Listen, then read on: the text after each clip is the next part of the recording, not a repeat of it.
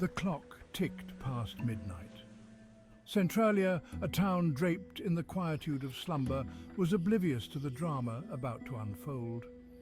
The imposing facade of the Great Centralia Bank, a symbol of prosperity and security, stood as an unwitting stage for a heist that would shatter the town's innocence.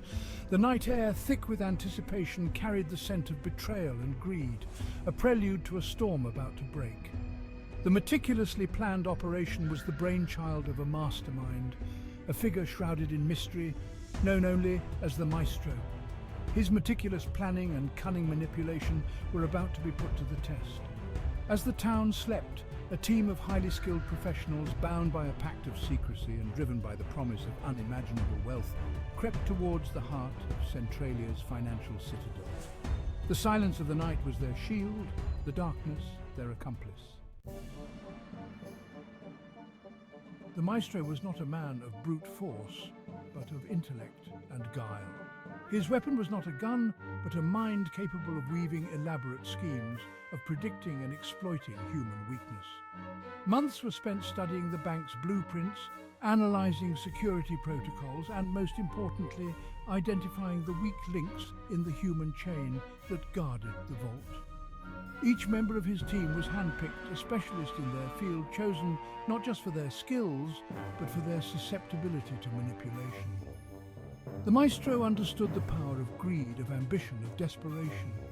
He played on these primal urges, turning ordinary individuals into pawns in his game. Each member believed they were essential, that their role was pivotal to the success of the heist. In reality, they were all instruments in the Maestro's grand symphony of deception.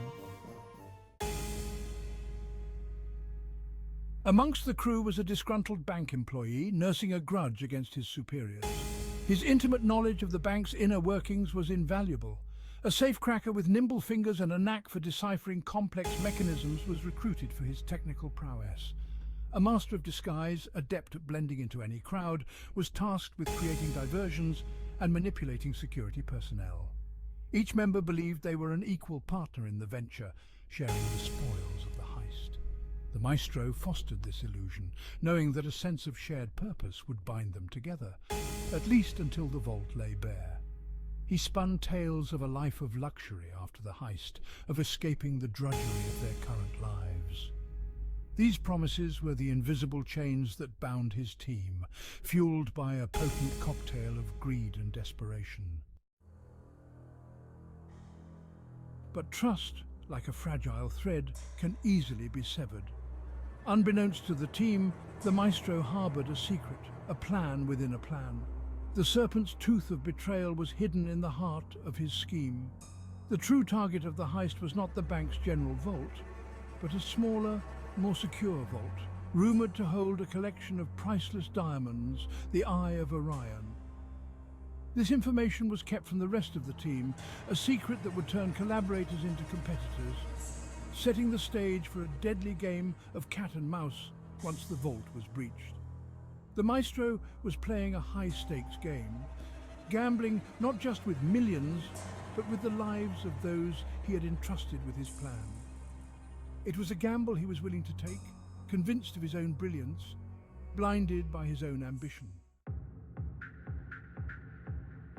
The night of the heist arrived, a night etched in the annals of Centralia's history. The town slept, unaware of the drama unfolding within the heart of its financial center. The team, a synchronized unit honed by months of planning, infiltrated the bank with surgical precision. Each member played their part flawlessly, disabling alarms, creating diversions, and navigating the labyrinthine corridors of the bank. The heavy vault door, a symbol of impregnability, surrendered to the safecracker's deft touch. The air inside was thick with the scent of aged metal and anticipation. The vault's silent scream was heard only by those who had dared to breach its sanctum. The moment of truth had arrived, the culmination of months of planning, of deceit, of dreams fueled by avarice. As the team reveled in their success, the Maestro, true to his nature, orchestrated a distraction. A cloud of smoke grenades engulfed the vault, plunging the space into chaos. In the ensuing confusion, he slipped away, taking with him the Eye of Orion, leaving the rest of the team surrounded by mountains of worthless cash, their dreams turning to ashes in their hands. The betrayal was swift and brutal. The team, blinded by smoke and greed, was left to face the consequences of their actions. The carefully constructed facade of camaraderie crumbled, replaced by accusations, recriminations, and the bitter sting of betrayal. The maestro, the architect of their downfall, had vanished into the night, leaving behind a trail of shattered trust and broken dreams. The heist made headlines, sending shockwaves through Centralia and beyond. The audacity of the crime, the meticulous planning, and the sheer amount stolen captured the public's imagination.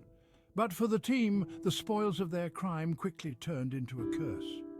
Their faces, captured on security cameras, became infamous, their identities compromised. The authorities launched a massive manhunt, their pursuit relentless and unforgiving. The team was scattered, forced into hiding, their dreams of luxurious escape replaced by the grim reality of survival. The riches they had risked everything for became a burden, a constant reminder of their shattered dreams and the looming threat of capture.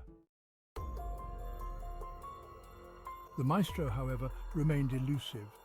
He had planned for every contingency, disappearing without a trace, leaving behind a trail of broken trust and shattered lives. Some members of the team, consumed by paranoia and desperation, turned on each other, their bonds of loyalty dissolving under the pressure of pursuit. The intricate web of deceit woven by the maestro unraveled, leaving behind a tapestry of betrayal, greed, and ultimately despair. The heist, initially perceived as a triumph of cunning and audacity, revealed itself to be a hollow victory, a testament to the corrosive power of ambition and the ephemeral nature of ill-gotten gains. The authorities, driven by a thirst for justice and spurred on by the public outcry, tightened their noose. One by one, the team members were apprehended, their dreams of freedom dashed against the rocks of reality. The intricate plan, once a source of pride, turned into a chain that bound them to their fate. The trial was a public spectacle, a morality play that captivated the nation. The prosecution meticulously laid out the details of the crime, exposing the inner workings of the heist, the roles each member played, and the ultimate act of betrayal that shattered the team. The defense, hampered by the undeniable evidence and the weight of public opinion, could offer little in the way of a credible rebuttal.